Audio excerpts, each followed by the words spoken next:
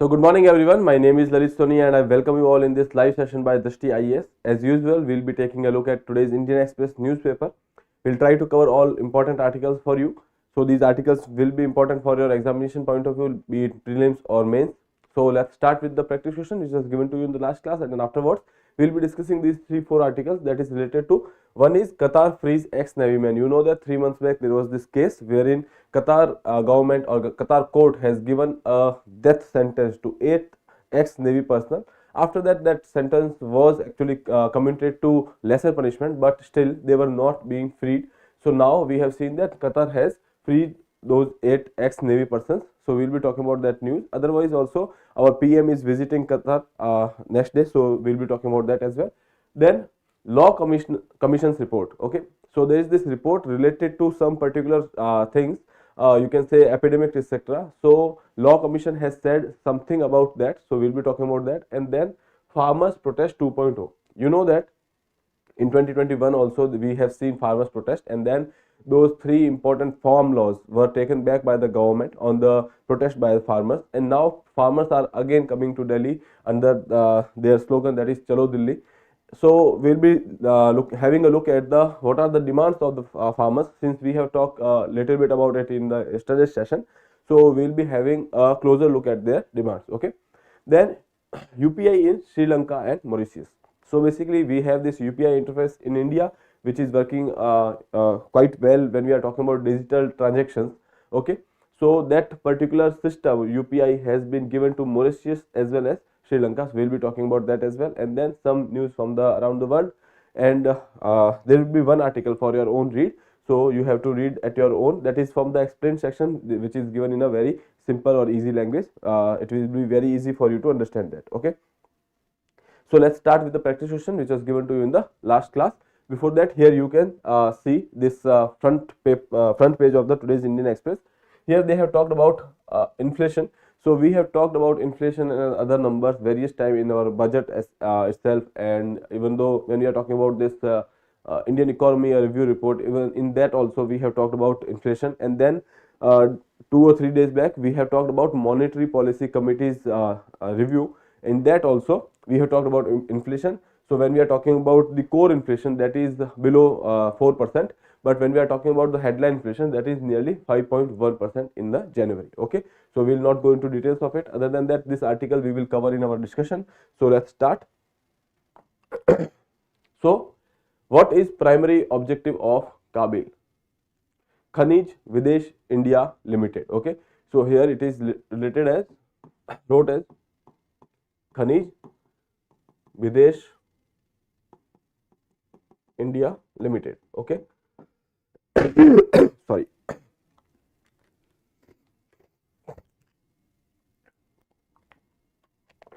So Khanij Videsh India Limited. By the name here, Khanij, we know that it has something to do with the minerals. Okay. Now coming to the options. To promote domestic tourism, so that is wrong. Then to regulate agricultural exports, that is also wrong. To facilitate international trade partnership, that partnership can be in minerals as well.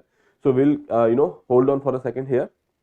Let's read the option B. To ensure stable supply of critical minerals for the domestic market.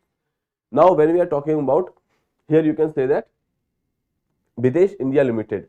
No doubt the name says that it is Videsh, but the ultimate aim for any company which is working any exploration outside our domestic territory, the aim is to provide for the resources to our country. Okay, so that is why B would be your most appropriate answer here, to ensure stable supply of critical minerals for the domestic market, wherein you are going for the exploration outside the territory of India. Okay, so that is related to Kabil. Now moving towards the first article of the day.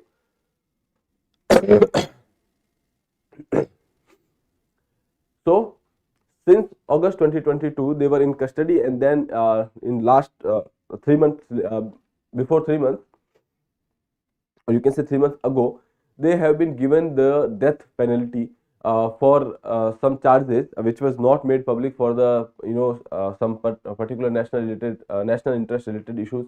But the thing is, Qatar court has said that these 3 ex-Navy these 8 Navy personnel won't be given any passes right now, because they were kind of involved in espionage activities when we are talking about this particular country, and they were sending information to Israel. Okay, that did not make any sense, but the thing is those people were involved in some kind of trade, okay, and at their personal capacity. So that is why they have booked under some charges. These are report from the Financial Times, but the thing is these charges were never made public. Okay, now the thing is Qatar court has given them death penalty, all the 8 of the accused, but then afterwards this sentence was commuted into lesser punishment. Okay, but recently they have said that they have acquitted them, they are free to go, and out of 8, 7 personnel has come to India. Okay, so now let's see. Qatar frees 8 former Indian Navy men.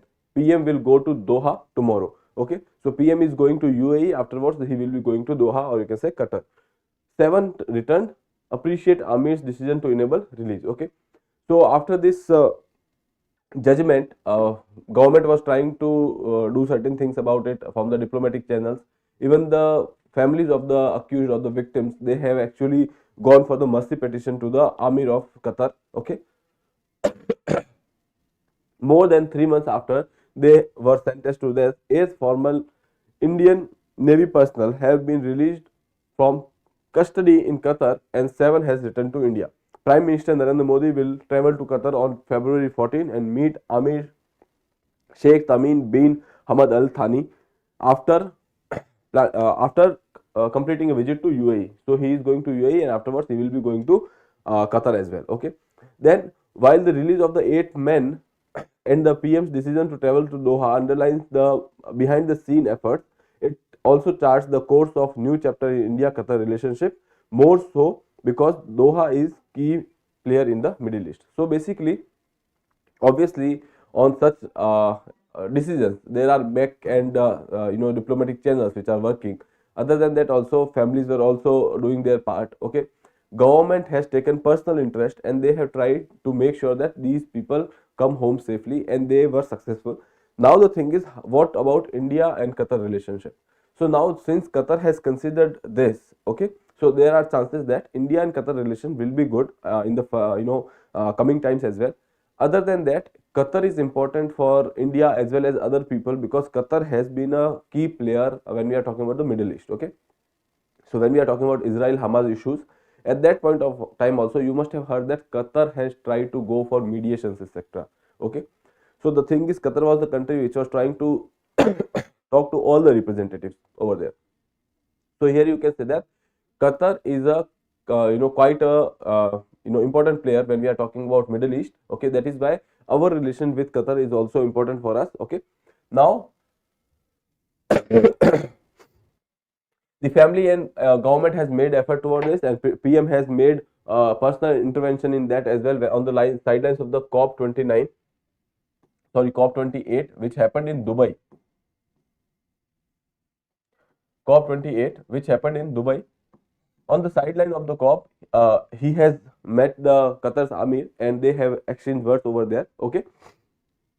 Then National Security Advisor Ajit Pawar as well as Jai Shankar, they have also played significant role in all these things. Okay, so now there is nothing much to discuss in this particular thing. When we are talking about importance of Qatar for our energy security, it is also important. When we are talking about LNG, liquefied natural gas, when we are talking about, so we are having a long term, or you can say 20 years contract with Qatar. Here you can say recently India had concluded, and in the Energy Week, India and Qatar signed an agreement on the supply of 7.5 million metric ton per annum LNG from Qatar to India for 20 years.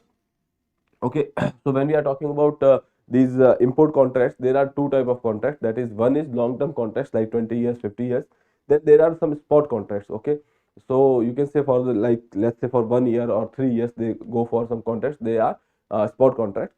So spot contracts are basically vulnerable to price. Okay, so that is why they are going for the long term contracts like this. Okay, Qatar is also a significant investor in India, so that is also one thing. Other than that, when we are talking about India and Qatar's trade, that is nearly 20 billion US dollars. So that is also a good amount. So that is why, for all these reasons, Qatar is important for us. Okay, so all these things says that when we are talking about this particular incident, it says that our relations with Qatar are cordial, and Qatar is trying to give some extra benefits to Indian people living there in Doha or Qatar country. Okay, so now let's say moving to the next article. Reports by law panel suggest plan to tackle epidemics. So basically, earlier we have this Epidemic Disease Act, okay, but this act was passed in 1897. So this was a colonial act, and it has been quite a while since it was passed. So now the thing is, when we are talking about today's scenario, the challenges has changed. The challenges are different. So because of that, law commission has said that you have to make some changes. You have to come up with an epidemic plan. Okay, so there are certain recommendations. We'll be talking about that. So let's see here.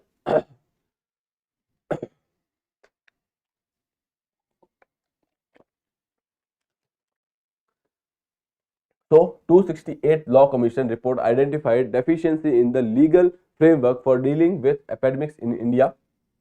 Deficiency in the legal framework. Right now we have this legal framework, that is Epidemic Disease Act 1897. So since it is colonial, it is it has been very long time since it was passed. So that is why we can say that there are certain deficiencies in this particular act which cannot which is not efficient to deal with the today's scenario.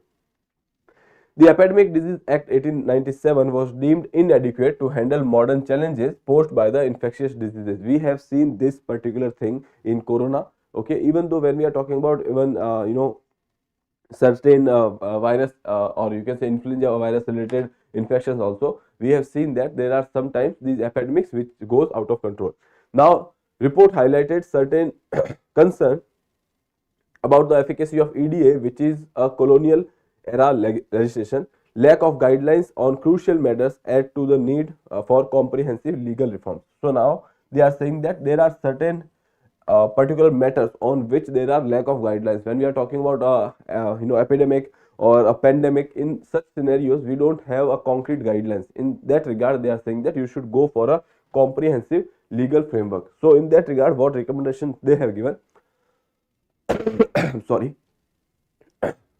A significant recommendation is the creation of epidemic plan. So they are going for epidemic plan and standard operating procedures.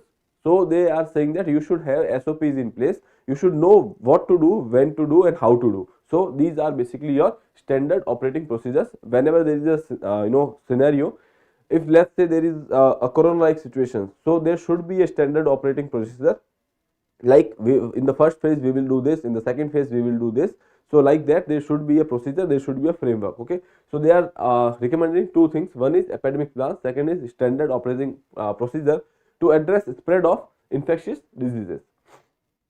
Now the epidemic plans aim to clearly demarcate powers and obligation amongst different levels of the government to ensure a coordinated response during public health emergencies. Coordinated response from the various departments, or you can say ministries. See, in such time, when we are talking about, let's say, corona like incident, so in such times, if you don't have a clearly demarcated power channels, or you can say authorities, in that case you can have a situation of chaos. Okay, so for coordinated response, it is necessary that you have a proper obligations, or you can say for proper channels of authority, so that all the things can be put in place easily. Now the central government is tasked with the creating the epidemic plan in collaboration with the state governments, relevant ministries, private health institutions, and expert bodies and other stakeholders. So basically they are saying that central government has been given this particular task, and they are saying that all the stakeholders should be discussed. Okay, now when we are talking about this epidemic plans, here you can say that provisions within the Epidemic Diseases Act to ensure that epidemic plan is prepared, enforced, and revised at regular intervals. So basically they are saying that this provision should be added to Epidemic Disease Act, that there should be an epidemic plan and that should be prepared, enforced, and revised time to time. Okay, as per the need of the hour. Okay, now the plan should include provisions on the quarantine, isolation, lockdown, disease surveillance, medical supplies distribution, information dissemination, testing, research, safe disposal of infectious waste, etc. Okay, Now the thing is, when we are talking about corona, we did not have these particular provisions of lockdown isolation, though these provisions were there in the Epidemic Disease Act earlier as well. In the our when we are talking about British era also, there was plagues, etc. At that time also there was this isolation. It was all these things were put in place. But the thing is, since we have not used it for a long time, we did not have any kind of SOP, or we did not know how to do it. Okay, so suddenly one day you will know everything was shut down. People did not know what to do and how to do. Okay, so that is why there should be a standard operating procedures. Okay, now the SOP defines 3 stages of the spread of infectious disease, with each having a specific response. Okay, so let's say first step would be to take some preventive action, measures, and then second and third stage would be about the curative measures. Okay, so that is how SOP should work. There should be different stages, and here when we are talking about this particular plan, they are going for 3 stages, wherein one could be preventive and second and third could be related to curative measures. Okay, these proposed changes aim to modernize the legal framework, enhance coordination between different levels of government, and address the complexities of the managing infectious disease in the context of globalization and the increased connectivity. So we know that since now even viruses can travel with the people from one place to another. We have seen that in corona, that coronavirus has originated from Wuhan and it's spread across the world. Okay, so we can say that in such world, in a globalized world, we should go for a modernized legal framework wherein we can coordinate between the different levels of the authorities and give a proper response to such situations. Okay, so that is what are the recommendation of the law panel on the Epidemic Disease Act. So they have asked for the reforms in the act. Okay,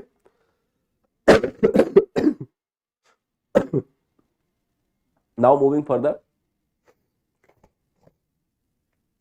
So there is this farmers protest 2.0, how this agitation differs from 2021. Okay, so we will not go into details of this particular article, because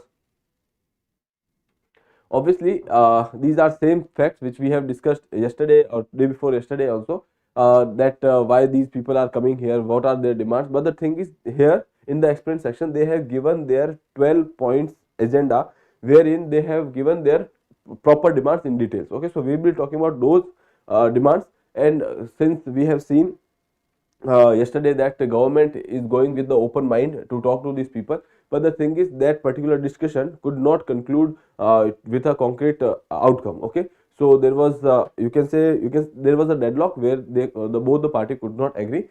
So that is why there was that particular discussion was inconclusive. So let's have a look at the demands. Okay, here you can see who were the leaders, etc. That is not important for us, and how it is different from 2021 protests, that is also not important for us, because obviously just know that in 2021 when protests happened, that was related to the farm laws, and they wanted to government to retract those farm laws, and government did it. Okay, now coming back to today's situation, there are 12 point agendas for a law to guarantee minimum support price. Yesterday we have discussed that they are asking for minimum support price and a legislation, or particularly you can say that there should be a legal backing for this MSP framework. And they have said that you have to use the formula which is given by MS Swaminathan, that is your cost price plus 50% of the whatever input they are using, or you can say that directly 1.5% of the cost price. Okay, so that is what farmers are kind of asking right now. Okay, other than that, they have told about some demands which are full debt waiver for the farmers and laborers. Okay, so one thing is that they are asking for debt waiver. Second is implementation of the Land Acquisition Act 2013. Okay, so this particular act they want to implement, but the thing is there are certain provisions. They have said that with the provision for written consent from the farmers, you have to take written consent from the farmers when you are going for the acquisition of the land.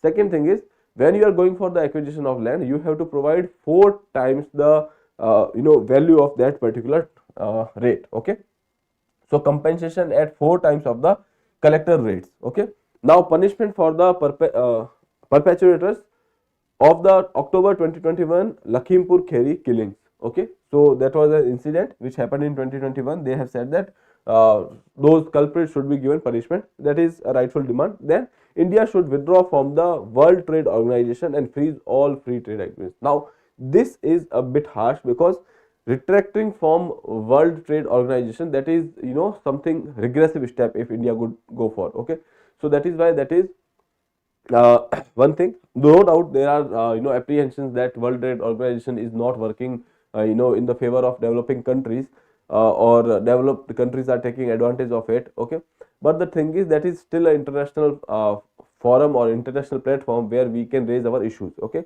in absence of such platform there would be a chaos. So that is one aggressive thing they would ask for. Then pension for farmers and farm laborers, compensation for farmers who died during the Delhi protests. Okay, then electricity amendment bill 2020 should be scrapped. Okay, then 200 days of employment instead of 100 days of employment. So ultimately there are, when we are talking about Manrega, there is this 100 days of you know, you can say unskilled labor work, or you can say employment which is given by the Manrega. So they are saying that that should be made at least 200 days, and the minimum wage should be 700, daily wages of rupees 700, and scheme should be linked with the farming. Okay, other than that they have said that strict penalties and fines for companies producing fake seeds, pesticides, fertilizer, improvement in the seed quality. Okay, so these things they have asked for. If someone is going, some company or some producer which is going for the fake seed, etc., so you should impose some fine on that. National Commission for Spices such as chili and turmeric, so that can be done. And then ensure rights of indigenous people over water, forest and land. Okay, so these are some demands which has been put in place by farmers, but obviously since in the discussions they could not have agreed to all the demands, and because of which there are chances that this particular talk which was to happen between the government and the farmers did not you know, come up with a particular output, or you can say any concrete decisions. Okay, now moving further. Maintenance for Muslim women under personal laws or CRPC. Okay, so when we are talking about CRPC, we have this section 125 which talk about maintenance. And then when we are talking about this personal laws, there is this Muslim woman protection of rights on divorce 1986. Okay, now there are these two laws. Okay, when we are talking about Muslims in this community, when we see this you know, documents, etc., or you can say when we are talking about these laws, there is discrepancy when we are talking about maintenance. Okay, so now the thing is, issue before court is that should we go for maintenance under CRPC 125, or we should follow the Muslim personal laws. Okay, so now let's see. A Muslim woman would a Muslim woman be entitled to claim maintenance for her divorce from husband under the code, that is the Code of Criminal Procedure, that is CRPC, as was affirmed by the Shah Bano case. Okay, you must have heard about this case. That was the landmark judgment. So in the Shah Bano case, it was affirmed that they can be given maintenance under section 125. Or will the Muslim Women's Protection of Rights on Divorce Act 1986, which was enacted by the Rajiv Gandhi government to nullify the Shah Bano decision. Now Shah Bano has said that they can go for, in the Shah Bano judgment, court has said that they can go for maintenance under section 125, but then Rajiv Gandhi government has come up with another act, that is Act of 1986, which says that that should not be done. Okay, now the Supreme Court will deal with the question after an amicus curiae appointed. Okay, amicus curiae, here you can say that some friend or some person who can advise Supreme Court on that. So basically Supreme Court will appoint a person who can dwell in deep into the matter, and then they can advise back to the Supreme Court. So they have gone for a senior advocate, Sri Gaurav Agrawal, and that would be amicus curiae appointed by the court in this matter.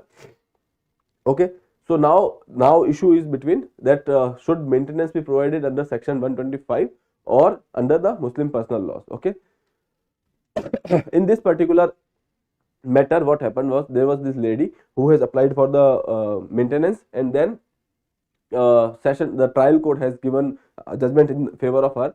Then the husband went to the high court and high court dismissed it, and then he went to the Supreme Court. Now Supreme Court will hear the matter. Right now Supreme Court has not given any kind of verdict on this.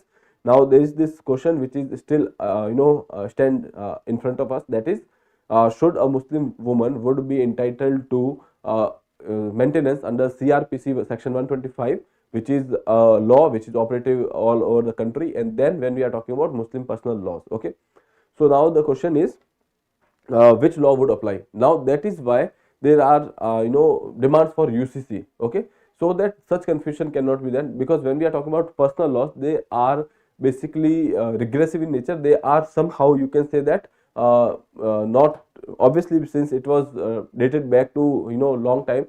So that is why they are not talking about rights of all the communities, and we have come forward with the civilization, and there are certain rights for women, okay. When we are talking about personal laws, they are somehow biased when we are talking about women. So that is why there should be a UCC, but if not in all the sphere, but at least on those matters which are secular in nature, that is succession, or you can say that maintenance, etc., marriages, all these matters are kind of secular in nature. So in such matters there should be one common code of conduct, okay. So now here, that is the discussion. Let's see what court says about it. But right now, that is the question in front of court, okay. Now moving further, Delhi Dehradun e-way to reduce travel time to 2.5 hours. Now the thing is that article per se has nothing to do with for us, because that is a state based project, so we don't have to worry for that. But the thing is, there is one thing they have talked about, particular things, that impact of the project. Now impact they have discussed on people, then they have discussed the impact on the environmental, and then the real estate. Now whenever there is a question on in mains with regard to any particular topic, so you can take this approach, like impact on people, impact on environment, impact on real estate, okay. When we are talking about this tourism sector per se, so such things can be done. Second thing is, there in this particular project they have taken various consideration when we are talking about the wildlife conservation and wildlife habitat, etc., protection of the habitat. And other than that also, they have gone for some corridors, wildlife corridor in this particular project, okay. So they have taken care of all the things which can impact the wildlife over there, and then they have come up with the solution of that, okay. So here we will see, hold on. So this particular project is nearly 210 kilometers, 6 to 12 lanes, and it will there will be a connection between Delhi and Dehradun, okay. Other than that also, this is a 13,000 crore you can say project, and it will reduce the travel time, okay. It will pass through Delhi, Uttarakhand, and that Delhi, Uttar Pradesh, and then Uttarakhand, okay. It is India's first highway with a wildlife protection corridor and Asia's longest wildlife elevated corridor, facilitating unrestricted movement for wildlife. Sorry. So this thing would be important for you. That is why this project become this particular project, that is Delhi Dehradun e-way, becomes important for you. So here you can say that it is India's first highway with a wildlife protection corridor and India's longest wildlife elevated Asia's longest wildlife elevated corridor, facilitating unrestricted movement of the wildlife, okay. So when we are talking about impact on people, so obviously it will reduce the travel time, it will reduce the congestion. When we are talking about Uttarakhand, we have various religious sites, etc., so it will enhance the tourism as well, okay. So all these things which has been included in that. When we are talking about environmental implications, so we have discussed that there will be a wildlife corridor, so they have taken into consideration the wildlife as well, their habitation and their conservation. Now thing is, one thing here that is factual, that is Rajaji National Park.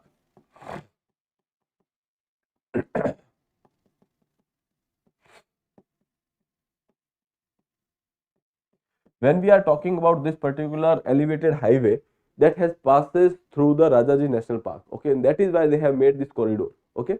So now here you can say that it is a factual question that this particular project is passing through Rajaji National Park. So that is why this Rajaji National Parks become important from your exam point of view, because most of the time whenever there are some infrastructure related projects which are interfering with the wildlife, so these wildlife areas become important. When we are talking about Ken Betwa river linking project, so Panna Tiger Reserve becomes important because it was passing through that particular tiger reserve, okay. So that tiger reserve has been in news. When we are talking about Udayagiri in Odisha, so because of the mining activity, that particular hill was also in news. So that is why similarly when we are talking about this particular project, Rajaji National Parks become important. Okay, so now you have to go for details of this particular park, not very much deep, just think is in which state it is, when it was declared national park, or all these things you can directly go for, or you can also go for the important species which are found in this particular park. Okay, now moving further to our around the world, UPI launched in Sri Lanka and Mauritius. This is the crux of the article. You don't have to go details into details of it. Only thing is, when they have launched the UPI in their own country as well. So if an Indian is going to, let's say, Sri Lanka or Mauritius, they can pay through UPI. If a Mauritius person from Mauritius or Sri Lanka is coming to India, they can pay with the UPI as well. Other than that, those traders which are trading between if there is a trading between Mauritius and Sri Lanka, they can be done through the UPI. Now this is the you can say crux of this article. You don't have to go much further into that. Okay, so other than that, when we are talking about Mauritius, they have also gone for the RuPay card. Okay, RuPay card facilities. So banks there, banks in Mauritius will be providing you RuPay card, and you know that RuPay is indigenous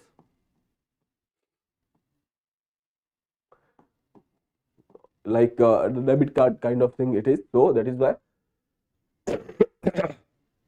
these two countries has gone for the collaboration with the UPI, and Mauritius has gone with the UPI plus RuPay cards. Okay, so that is about it. Now moving further to the world page. Here you can see that something related to Israel is not important for us, so we will leave it. And then there is this, as Nawaz Bilawal thrashed out alliance government, Imran party says will sit in the opposition.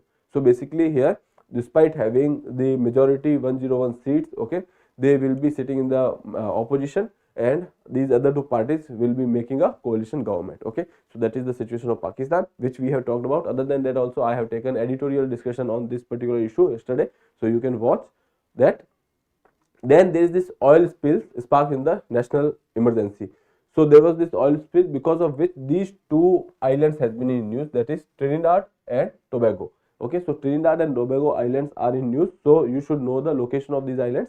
They are part of, you can say, extended part of Caribbean only. Okay, in the Atlantic here, in the vicinity of Venezuela, we have these two small islands here. Okay, one is this and second is this. So this is Trinidad and Tobago. So you should remember these two islands name and their position. Now moving further to article for your own read, jail and bail under UPA. Okay, so basically Unlawful Activity Prevention Act. So under this there are various arrests, etc. And then when we are talking about bails, there are times the bails are denied in such matters. So the whole discussion has been done in this regard, okay, in our In Focus series. So you can go and watch this video on our channel, that is Drishti IAS English channel. So that article is for your own read. Now moving to the practice question, which of the country does not have collaboration on India's UPI? Which of the country does not have collaboration on India's UPI? A. France, Sri Lanka, Mauritius, and none of the above. Okay. When we are talking about France here, I have talked about this particular thing in one of our discussion wherein we were talking about India and France relationship. Okay. In that I have mentioned UPI relevance when we are talking about India and France. So now accordingly you can attempt this question and answer in the comment box. With that, I would like to take your leave. If you have not subscribed the channel, please subscribe the channel. Thank you.